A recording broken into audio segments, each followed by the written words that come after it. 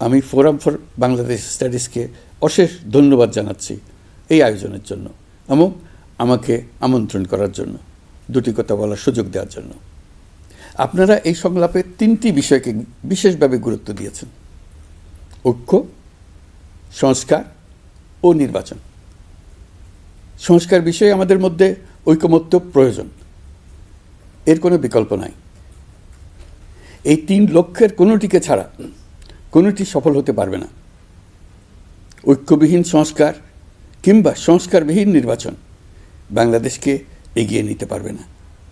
পাশাপাশি আমরা ভুলতে পারি না যে আমাদের ছাত্র জনতা অটুট সাহসে শিশু হত্যাকারী ও পৈশাচিক ঘাতকদের মোকাবেলা করেছে।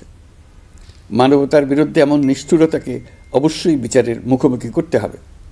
গুম খুন থেকে জুলাই গণহত্যার বিচারের চ্যালেঞ্জের বিষয়টি আপনারা আপনাদের সংলাপের অন্তর্ভুক্ত করেছেন, এতে আমি আশ্বস্ত হয়েছি।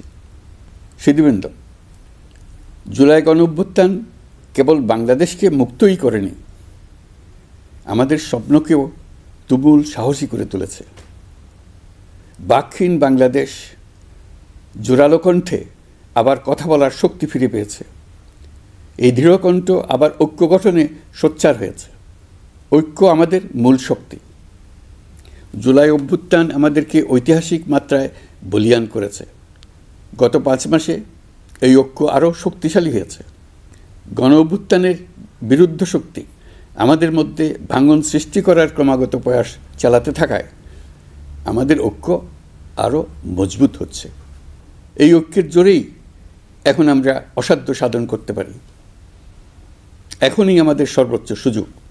এমন অর্থনীতি গড়ে তুলতে হবে যেটা সকল নাগরিকের জন্য সম্পদের ও সুযোগের বৈষম্যহীনতার নিশ্চয়তা প্রদান করবে।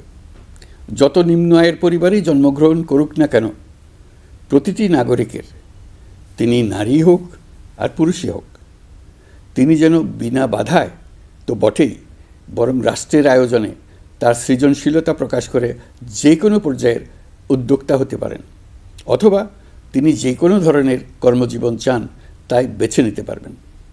এমন রাজনৈতিক ও রাষ্ট্রীয় পরিবেশ থাকবে যেখানে সংখ্যালঘু সংখ্যাগুরু এই পরিচিতি অবান্তর হয়ে পড়বে। সবার একটিই পরিচয়, আমি বাংলাদেশের নাগরিক এবং রাষ্ট্র আমাকে আমার সকল অধিকার প্রদান করতে বাধ্য।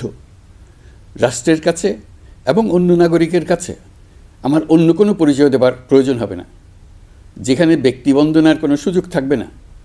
দেশের ভেতরে বা বাইরে প্রভুভৃত্যের কোনো সম্পর্কের সুযোগ থাকবে না। আমরা বাংলাদেশের নাগরিক হবার সুবাদে হব বিশ্ব নাগরিক। দেশের মঙ্গল সাধন করা যেমন হবে আমাদের নাগরিক দায়িত্ব, তেমনি বিশ্বের মঙ্গল সাধন করাও আমাদের কর্তব্য। এই দায়িত্ব আমরা সমানভাবে পালন করব। আমাদের তরুণ তরুণীরা দ্রুত এই 2 দায়িত্ব সমানভাবে পালন করার জন্য প্রস্তুতি নেবে। প্রিয় সহনাগরিকবৃন্দ, স্বাধীনতার পর অর্ধ শতাব্দী অতিক্রম করে আমরা এক ঐতিহাসিক আত্মত্যাগের বিনিময়ে এক অপূর্ব সুযোগের মুহূর্ত সৃষ্টি করেছি। এই সুযোগ যদি আমরা গ্রহণ করতে অনিচ্ছুক হই কিংবা অপারগ হই, তাহলে বাংলাদেশের ভবিষ্যতের কোনো প্রজন্ম আমাদের ক্ষমা করবে না। আজকের সংলাপের মূল লক্ষ্য হল সবার পক্ষ থেকে সর্বোচ্চ কণ্ঠে ঘোষণা দেওয়া যে আমরা এই সুযোগ কিছুতেই হাতছাড়া হতে দেব না।